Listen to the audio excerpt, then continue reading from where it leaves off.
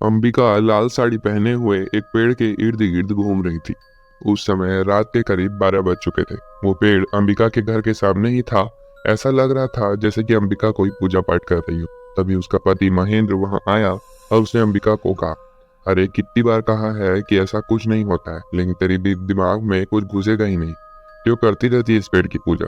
अंबिका ने कहा, अरे ये जरूरी है ताकि वैजंती हमें परेशान न करे। महेंद्र ने कहा, तुझे किसने कह दिया कि वैजंती की आत्मा इस पेड़ में है? अंबिका ने कहा, हमारे पड़ोस वाली काकी ने। उसने बताया कि वैजंती ने इसी पेड़ पर लटक कर आत्महत्या की थी और कहते हैं कि जो औरतें आत्महत्या करती हैं उनकी आत्मा को शांति नहीं मिलती। इसलिए मैं पूजा कर रही हूँ ताकि वैजंती की आत्मा अगर इस पेड़ में हो तो वो हमें परेशान न करे। महेंद्र उसे समझाकर थक गया था कि ऐसा कुछ नहीं होता है, इसलिए वो बिना कुछ बोले घर के अंदर चला गया। अंबिका ने पूजा पाठ की और घर जाने के लिए मुड़ी, लेकिन तभी उसकी साड़ी का पल्लू पेड़ की एक टहनी में फंस गया। अंबिका एक पल के लिए डर गई क्योंकि उसे लग रहा था कि वैजंती ने उसका पल्लू पकड़ लिया हो, लेकिन टहनी पर पल्लू को अटके देखकर उसका डर गायब हो गया। अंबिका पल्लू को छुड़ाकर घर जाने ही वाली थी कि तभी उसे ऐसा लगा जैसे कि कोई उसके पीछे आ रहा हो। उसे अपने पीछे पायल की आवाज आने लगी, लेकिन अंबिका ने पीछे मुड़कर नहीं देखा।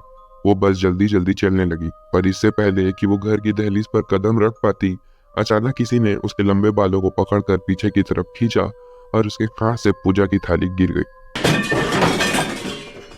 अंबिका चीखी और उसकी आवाज महेंद्र ने सुन ली।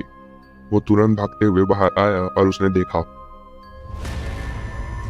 अंबिका दहलीज पर बनी सीढ़ियों पर बैठी हुई थी। उसने पूछा कि क्या हुआ, तो अंबिका ने उसकी तरफ देखा। उसकी आंखें कुछ लाल नजर आ रही थी। महेंद्र ने दोबारा कहा कि क्या हुआ, तो भी उसने कोई जवाब नहीं दिया और चुपचाप उठकर घर के अंदर चली गई। महेंद्र को लगा कि शायद वो थक गई होगी, तो वो भी कमरे में आकर सो गया।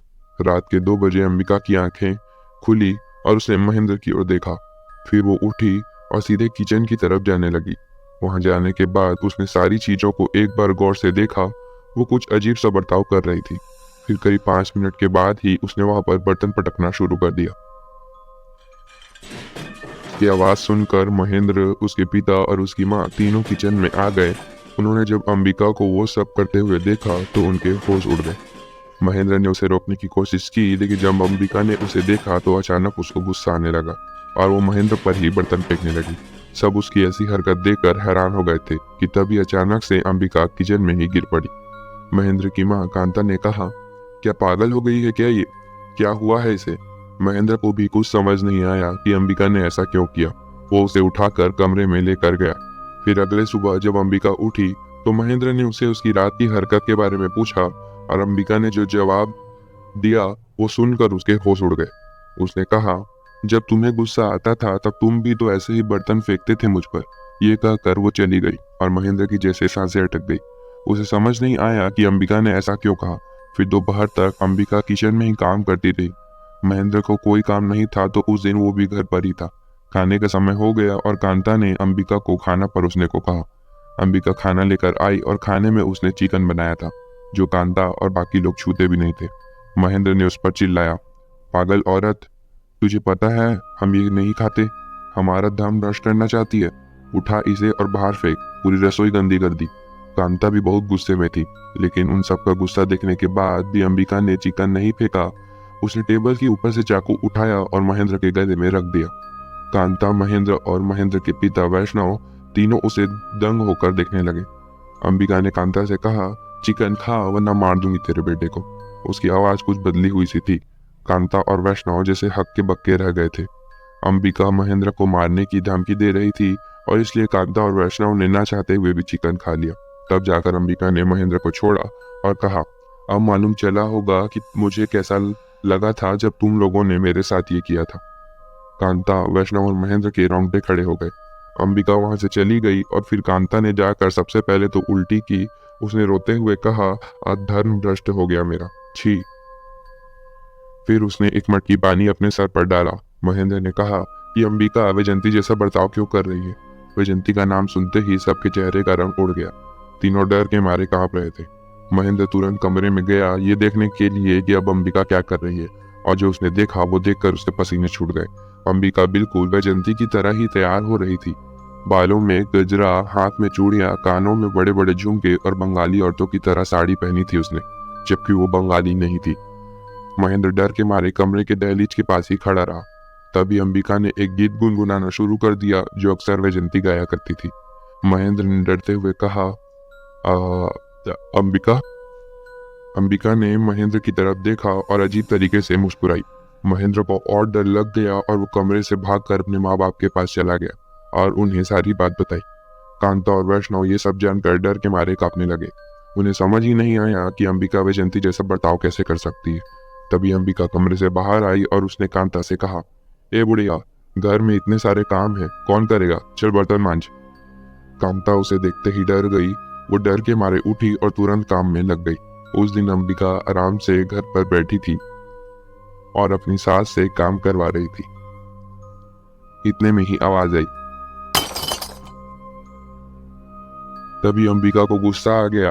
वो कांता के पास गई और उसने देखा कि कांता से कांच का बर्तन टूट गया था। अंबिका को यह देखकर बहुत गुस्सा आया और उसके गले से अजीब सी आवाज निकलने लगी।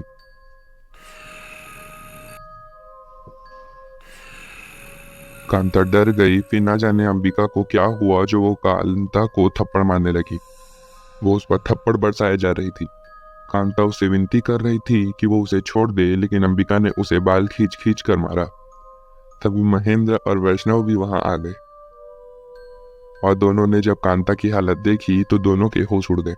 महेंद्र ने अंबिका को पकड़ा, लेकिन अंबिका इतने गुस्से में थी कि उसने उसे जोर से धक्का मारा और उसकी ताकत से महेंद्र काफी दूर जाकर गिरा। अंबिका कांता को बालों से खींचकर ले जाने लगी। महेंद्र उसके पास जाने से भी डर रहा था, लेकिन कांता को बचाने के लिए वो गया और उसने अंबिका से उसे किसी तरह छुड़ा लिया। अंबिका बहुत गुस्से में थी। उसने अजीब डरावनी आवाज में कहा, छोड़ूंगी नहीं तुम तीनों को, जैसे मैं मरी थी वैसे ही तुम भी मरोगे। ये कहकर वो अपने कमरे में चली गई। कांता ने कहा, ये अंबिका नहीं है, ये वैजंती है, ये हमें मार देगी। मैं मरना नहीं चाहती, कुछ करो, वो मार देगी सबको। महेंद्र ने उसे किसी तरह शांत कराया। तीनों के मन में अब मौत का खौफ बैठ गया था।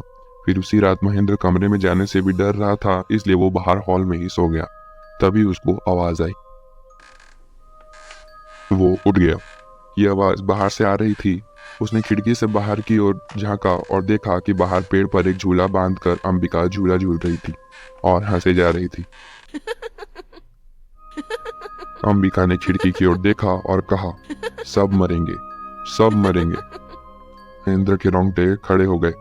उसे याद आया कि उसी पेड़ पर वैजंती की लाश लटकी हुई थी और वो और ज्यादा कांप गया। उसने दरवाजा अंदर से लॉक कर दिया और अंदर आकर बैठ गया। तभी सीढ़ियों की तरफ से आवाज आने लगी।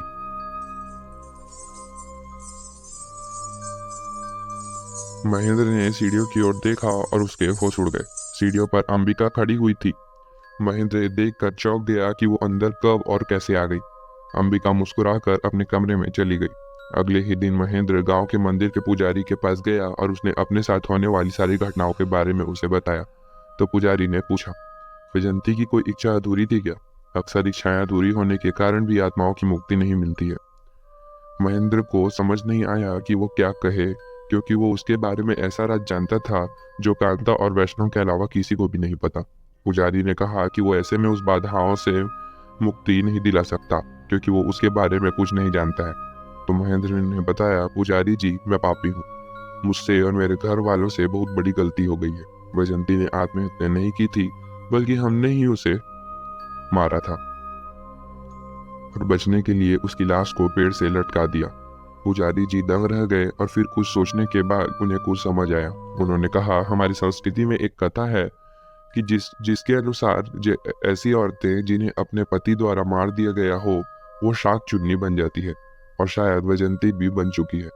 वो औरतें शादीशुदा जिंदगी जीने के लिए या अपने पति से बदला लेने के लिए मरने के बाद औरतों को अपने वश में करती है, और अंबिका के साथ भी वही हो रहा है।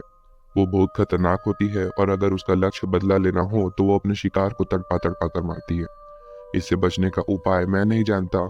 इसके लिए तो किसी तांत्रिक या अघोरी की मदद लेनी पड़ेगी, लेकिन मेरे ख्याल से जब तक वो तुम्हें मार नहीं देगी तब तक शायद उसे मुक्ति नहीं मिलेगी।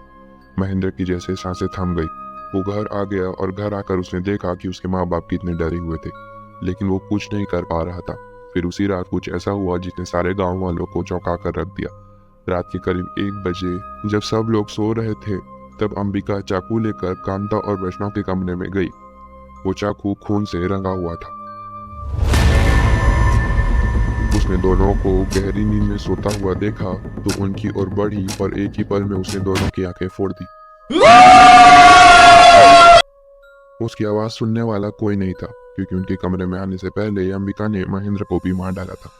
आंखें फोड़ने के बाद उसने उन दोनों को भी मार दिया और फिर अगले दिन महेंद्र, वैष्णव, कांता और साथ ही अंबिका की लाश भी उसी पेड़ पर लटकी हुई मिली। किसी को नहीं पता चला कि उनके साथ क्या हुआ और इस तरह वैजंती ने अपनी मौत का बदला लिया। कैसी लगी आपको ये कहानी? दोस्तों, पसंद आई तो लाइक कीजिएगा और ऐसी ही इंटरेस्टिंग कहानी सुनने के लिए हमारे चैनल को सब्सक्राइब कर लीजिए।